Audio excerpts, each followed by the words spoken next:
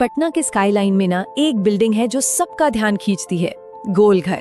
पर इसकी कहानी सिर्फ इसकी ऊंचाई या इसकी बनावट की नहीं है। नहीं, इसकी कहानी है एक बहुत बड़ी छिपी हुई भूल की। एक ऐसी कहानी जहां इंजीनियरिंग की एक जरा सी गलती एक बहुत बड़े मकसद पर पानी फेर देती है। तो चलिए आज इसी दिलचस्प कहानी में उतरते हैं। अब सोचिए जरा, एक ऐसी बिल्डिंग बनाई जाए जिसका मकसद हो लाखों लोगों को भूखमरी से बचाना, और फिर बनने के बाद पता चले कि उसकी डिजाइन में ही एक ऐसी गड़बड़ है कि उसे कभी इस्तेमाल ही नहीं किया जा सकता। है ना अजीब? यही है गोल घर की कहानी, इंजीनियरिंग का एक कमाल जो एक बहुत बड़ी नाकामी भी साबित हुआ। तो सवाल ये है कि आखिर ये इमारत बनी ही क्यों? इसकी कहानी पता है किसी नक्शे या ब्लूप्रिंट से शुरू नहीं होती। नहीं, इसकी शुरुआत होती है एक भयानक त्रासदी से, एक ऐसी तबाही से जिसने उस वक्त के हिंदुस्तान को हिला कर रख दिया था। देखिए, बात है साल 1770 की। उस वक्त बंगाल, बिहार और उड़ीसा में इतिहास का शायद सबसे भयानक अकाल पड़ा। लाखों, जी हाँ लाखों लोग भूख से मारे गए। और इस तबाही ने ना ईस्ट इंडिया कंपनी को एक बात तो अच्छे से समझा दी कि भाई अगर यहाँ हुकूमत करनी है तो लोगों के खाने का इंतजाम करना होगा। कम से कम किसी इमरजेंसी के लिए तो तैयार रहना ही पड़ेगा। और बस इसी सोच के साथ 1784 में पटना में एक बहुत बड़ा अनाज का गोदाम बनाने का फैसला लिया गया। और ये जो बड़ा और मुश्किल काम था, इसकी जिम्मेदारी दी गई कैप्टन जॉन गारस्टिन को। अब उनके ऊपर प्रेशर सोचे, उन्हें एक ऐसा, आप कह सकते हैं, फूल प्रूफ अन्न भंडार बनाना था जो जरूरत पड़ने पर धोखा ना दे। मतलब एक ऐसी तिजोरी जो अनाज से लबालब हो और लाखों जिंदगियों की गारंटी बन सके। और सच कहूँ तो गारस्टिन ने कुछ साधारण बनाने की सोची भी नहीं, उन्होंने कुछ असाधारण बनाने की ठानी। और जो डिजाइन, जो बनावट गोल घर की तैयार हुई ना, वो उस जमाने के हिसाब से किसी अजूबे से कम नहीं थी। ये कोई आम चौकोर सा गोदाम नहीं था। नहीं, इसका डिजाइन लिया गया था एक बौद्ध स्तूप से। एकदम विशाल, शांत, मजबूत और देखने में तो कमाल का था ही। और कमाल की बात यह है कि इसे बनाने में सिर्फ पारंपरिक भारतीय तकनीक, मतलब ईंट और चूने का ही इस्तेमाल हुआ।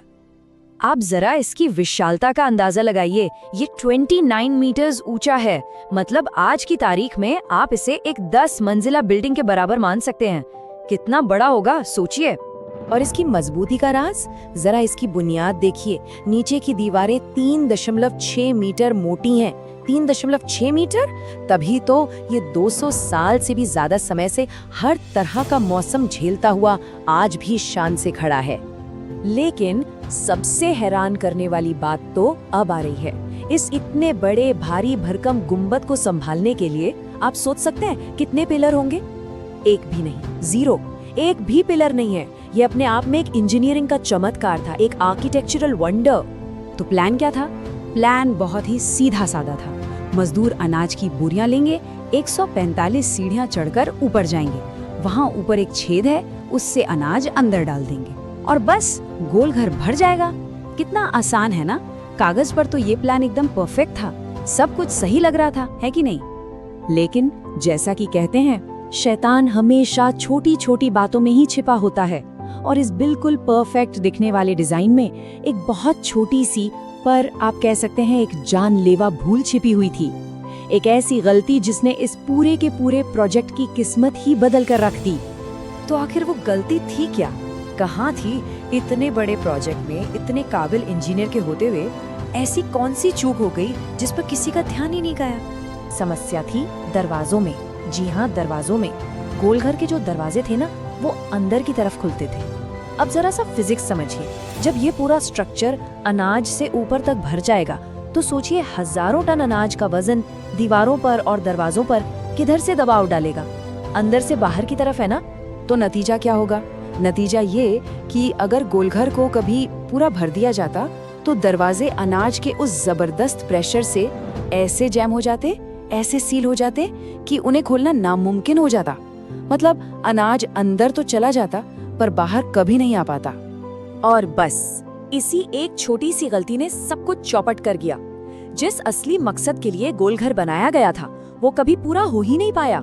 इसे कभी भी इसकी पूरी क्षमता तक भरा ही नहीं गया। और अंग्रेजों के लिए ये एक शानदार लेकिन एक नाकामयाब तजुर्बा बनकर रह गया। तो क्या गोल घर को सिर्फ एक नाकामी की निशानी माना जाए या फिर इसकी कहानी कुछ और भी कहती है? देखिए, समय के साथ ना इस इमारत की कहानी का मतलब भी बदल गया है।